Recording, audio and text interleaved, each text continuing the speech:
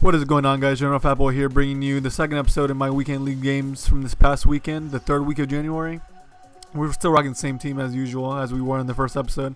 Here in the first game, we get matched up against Prez V01, and he has Zidane's son playing left forward, which I found super strange, but I'm assuming he does that for chemistry purposes. As soon as this first goal goes in with Martial, he subs out Zidane's son and brings on Alexis Sanchez. And here Royce does brilliant, but Leno was able to pull off a pretty simple save, but I thought that'd be a lot better shot from Royce. And here, I believe he disconnects. I don't think he meant to do that. I think it's just the EA servers or maybe his connection. But we pick up a win, making ourselves 10-1. We're off to a great start. But guys, I want to talk to you about the new update that EA is releasing. I'm not sure when exactly they're releasing it, but the two big changes that I personally think are the biggest. The fact that they're changing the matchmaking screens for FUT champs, so every time you come up against a new opponent, all you're going to see is FUT champs. You won't see their gamer tag, their club name, their squad name. And I think this is great because we've been asking for this for months, and it's going to help a lot of the big YouTubers, the pro players, and people like me who are created back in the early years of Ultimate Team. For example, I was made in 2011, so when people see that 2011 date, they're constantly back out because they think that has something to do with somebody's skill level. That's not always the case. I mean, it can be the case, but I find that when I come up against FUT founders, I usually am able to beat them. It's the people that are made in 2016, 2014, 2015 that I struggle against. But this will be good because people will stop dodging people just because of their club date. And I'm sure that the big YouTubers and pro players are happy about this because it could take them forever to find a game because people will constantly dodge them because they know who they are or they see the FUT founder or the dates. Now, the only concern I have about this is I think people will still dodge you depending on your kit. I mean, I have the Inter Milan kit. I changed to the Inter Milan kit later in this weekend, the third kit, the light blue and green. And for some reason, when people saw that, they backed out. I'm not too sure why.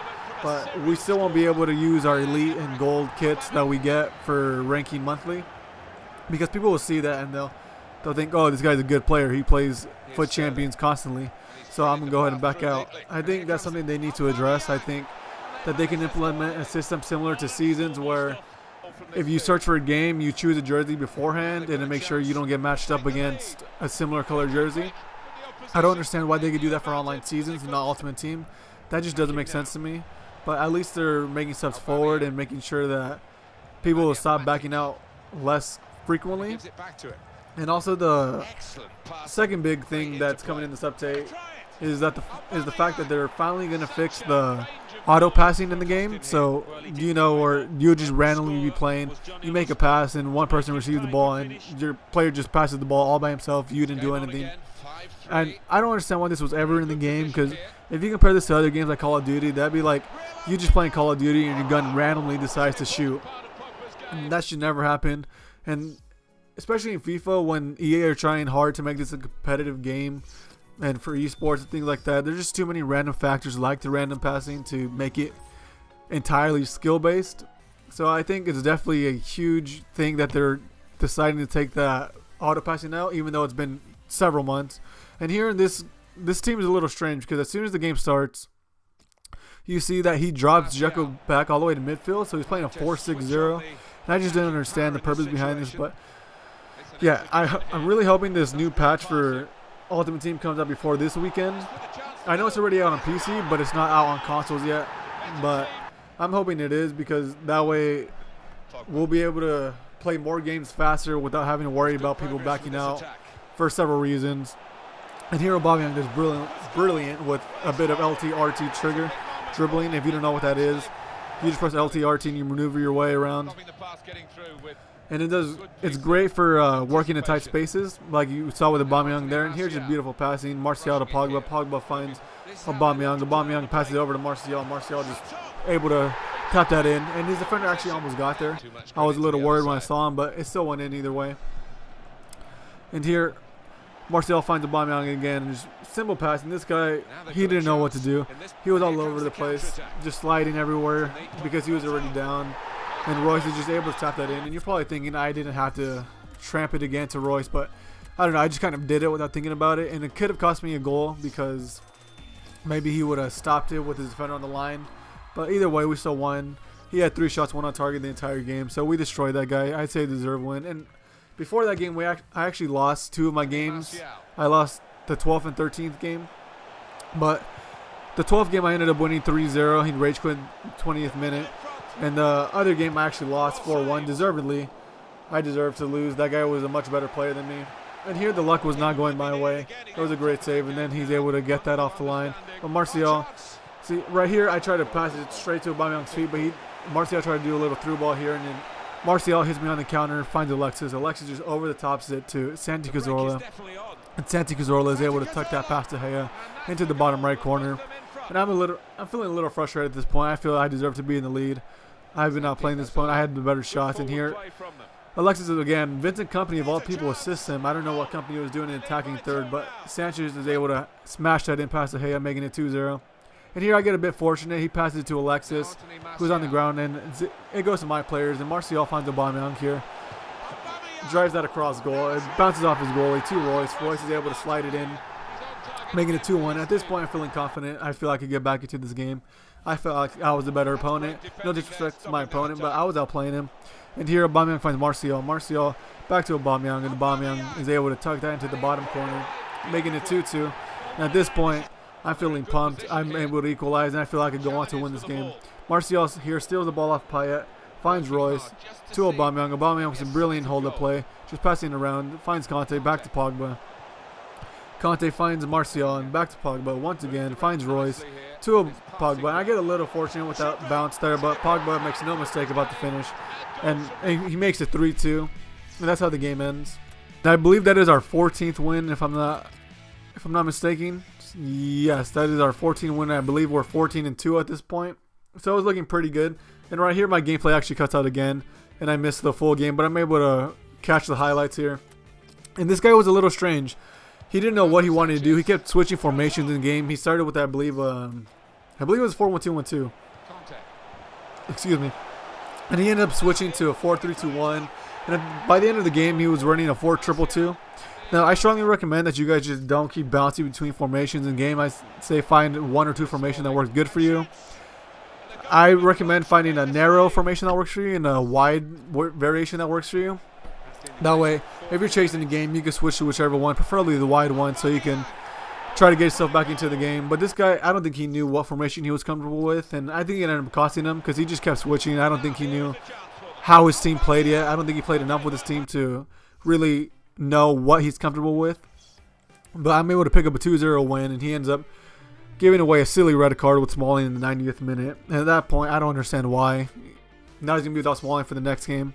And here Martial picks up a man of the match with a 9.4 rating. 1 goal for him, 1 goal for Aubameyang. And here's what I mean by the 4-2-2. He had Vieira, and he has a good amount of coins, and he still doesn't know what he wants to do with his team. So I recommend he spends more time figuring out what he wants to do and what he's comfortable with. And here Martial finds Aubameyang. And Aubameyang's throw on goal. He almost was the defender, and he kicks it straight at the goalie. I was aiming for the bottom corner there, but Aubameyang just kicks it straight at his goalie anyway. And here Alaba clears it out. He wins the header back at midfield. And here Kane finds Roberto Firmino. And this was a very close game. Our defense were both performing great. It was just whoever was going to take their chance, really. And he capitalized on that chance with a beautiful finesse shot from Roberto Firmino. It goes off the post. And that was my mistake. If you could see with Smalling, I kind of rushed into that tackle because I really did not want to concede. It ended up costing me. So at this point, we're 15-2. Coming up in this game, this guy is Boateng, Neuer, SBC, Lacazette. Want to watch Dembele. It's a very similar team to ours, barring the SBC, Lacazette, and Dembele. And here Royce does brilliantly to make it 1-0. And Aubameyang continues it with passing a ball to Renato Sanchez, who's able to draw the PK. Chris Smalling takes down Sanchez in the box, and the ref doesn't give any card. Aubameyang steps up to take the PK, and my game started cutting out here, so I apologize for that. But I believe we end up winning the game 2-0, making us 16-2 at this point with 21 matches left. And coming up in this game here, he had the red Pedro, so you know he's a pretty decent player if he's able to pull someone like that. He also had Griezmann. And here Aubameyang finds Sterling to Aubameyang to Sterling. And Sterling tucked into the bottom corner. This game took until extra time to get the first goal. Both opponents were playing brilliant defense. none of the chances were going in for either of us. And we're able to scrape away a 1-0 win against Hooligans FC. And it was a dead even game. He had 2 more shots than me. I had 1 more shot on target. But Sterling proved to be the difference there, and that's why I strongly recommend having good super subs that you're comfortable with to bring on in times like that when you need that late winner. And here, this opponent has a pretty basic Real team with SBC. I believe that was Insigne and Parolo. He also had Niang. Niang always causes me trouble when I play him. But here, Renato Sanchez is brilliant to find a beautiful through ball to Royce. And Royce gets past his defender and hits Aubameyang with the near post cross. And Aubameyang is able to head that past his goalkeeper, making it 1-0 to us. Not too long after, Nainggolan here for him is able to intercept one of a bad pass from Chris Smalling. He finds Parolo. Parolo does brilliant there to find Insigne. Insigne just places a beautiful finesse into the top right of the goal. More like the middle right of the goal, but beautiful shot nonetheless. And here we're able to come straight back. Martial, beautiful hold-up play. Renato Sanchez. Renato Sanchez with a shot that's saved there by, I believe, Perrin. And he just hits me on the counter here. Insigne does brilliant once again, sells my defender. And he takes his time. Giovinco just tucks that in past De Gea, making it 2-1 to him in the 45th minute. And here, I have no complaints about this. He outsmarted me. I put a defender on the line. All he did was pass to Niang. Niang finds, I believe that's Insigne, who tucks it in to make it 3-1. Insigne was causing me a lot of trouble. I never got that SBC Insigne, and maybe I'm starting to regret it now. Because every time I come up against him, he always does pretty good things for my opponent against me. But here, Conte finds Royce. Royce finds Renato Sanchez. Renato Sanchez just holding up the ball. Finds Martial. Martial tucks that in to make it 3-2. But that's not enough at this point. Nainggolan comes back up from my opponent. He just brings it up the field casually. I'm just sliding in, rushing into tackles, trying to get the ball back, trying to equalize. And then it costs me a goal here. Insigne finds Niang once again. Niang tucks that in to make it 4-2. And at this point, it's game over. There's nothing else I can do. Here, he continues the pressure. Niang finds Giovinco. Giovinco just runs at pace. And in the end, it goes to Niang. Niang tucks it in once again and make it 5-2. That was a pretty embarrassing loss for me, but I'd say it deserved a win for him. He outplayed me. He took his chances better than I did. And I believe that makes us 15-2. And here, coming up against this guy, he has an insane team. Willian in form. Striker, Hazard in form. Pogba. And here, I don't know what my defense was doing, but Pogba was able to split my defense with a brilliant through ball to Hazard. And Hazard just tucks that into the bottom corner. And at this point, I'm a little frustrated. Still from the last game, but I'm able to get my composure back together. And Martial just finds Pogba here. Pogba to Conte.